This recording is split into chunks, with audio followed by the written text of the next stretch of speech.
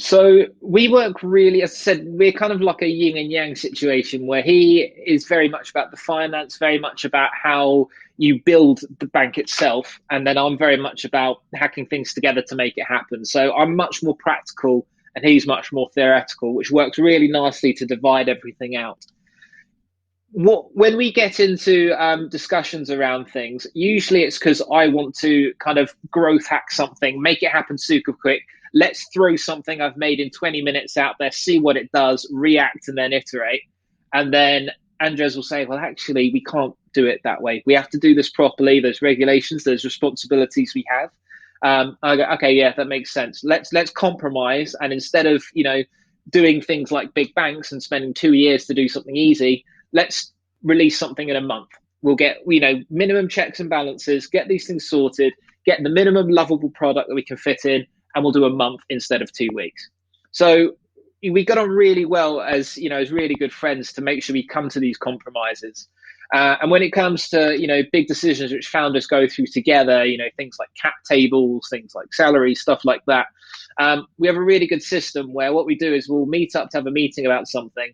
We'll say something we want to discuss, but we don't necessarily want to have an argument about. We'll both grab a bit of paper, rip it in half.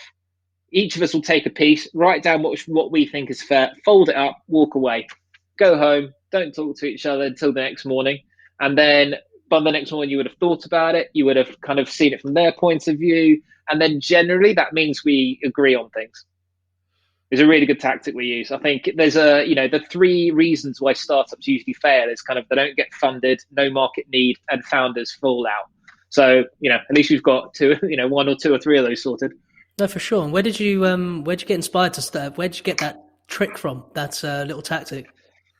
The trick was from my previous company where I was ran it with three other childhood friends. We'd known each other since we were 5 primary school.